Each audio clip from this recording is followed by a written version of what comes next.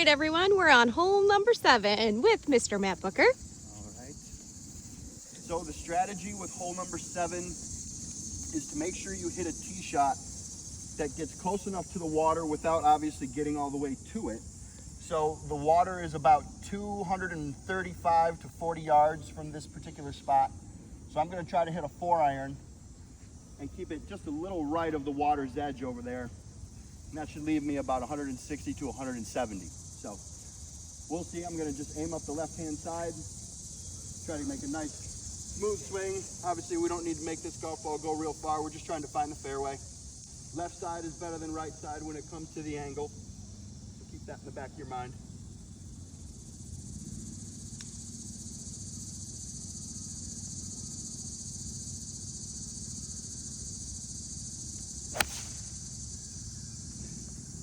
That should be in pretty good shape. Yeah, good shot.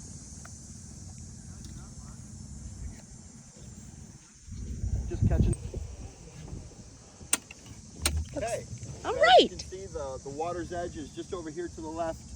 When you look at the parallel line, my ball would have come down just shy of it, even if I pulled it over to that left-hand side.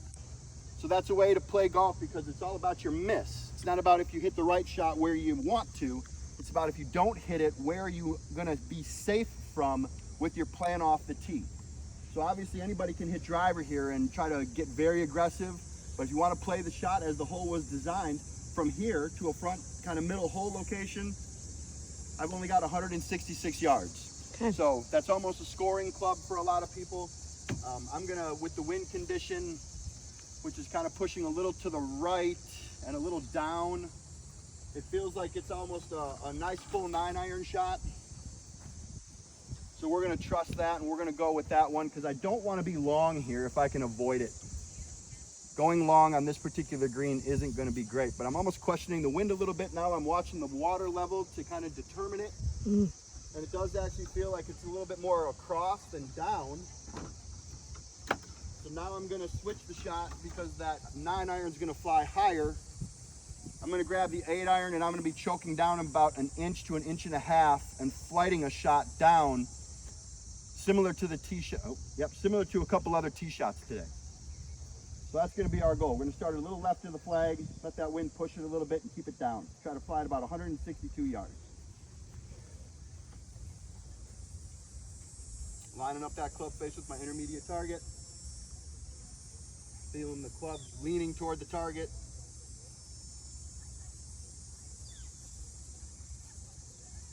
Always make sure that you have a forward press with your swing. You do not want that shaft leaning back.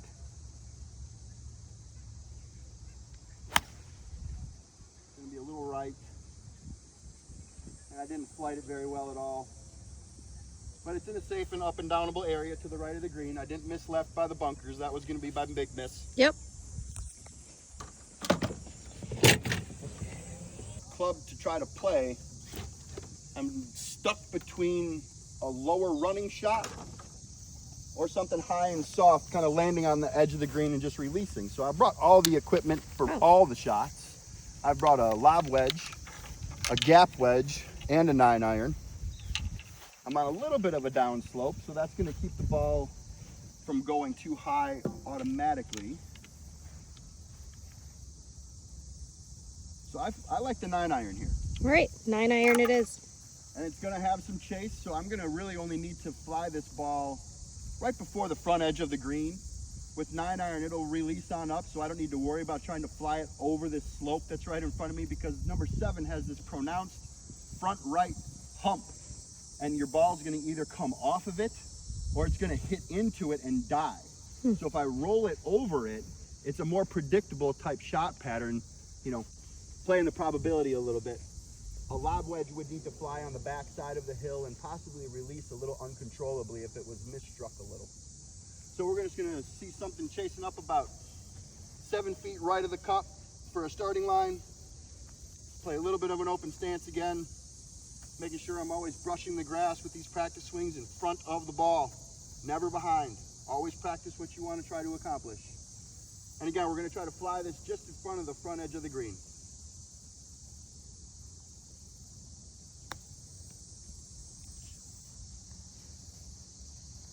It's a little firm, but it could be worse. Yeah, that's good. So, All right, now we we'll putt. see if we can make a putt. As I saw the ball rolling up to the green, I knew it was breaking from right to left. So really effectively, as I know how a putt's going to break the opposite direction, this is going to come left to right. How much left to right is the question dependent on your speed. I don't like to putt where the ball races past the hole.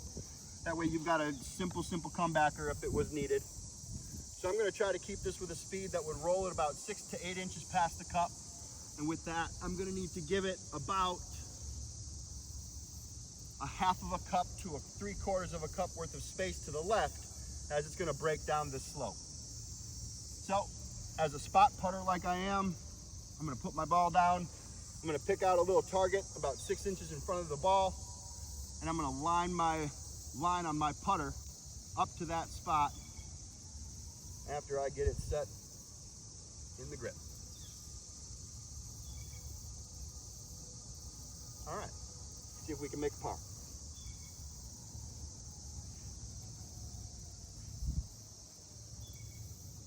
Couple practice strokes to feel exactly how hard I want to hit this putt.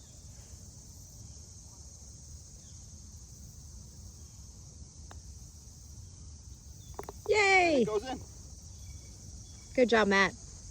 And we made a par on number 7 without really hitting a great second shot, but leaving it in the right spot. Yep. And playing the slope and giving yourself just a chance to make about a 5-footer for par. Good job. Thanks for playing with us, guys.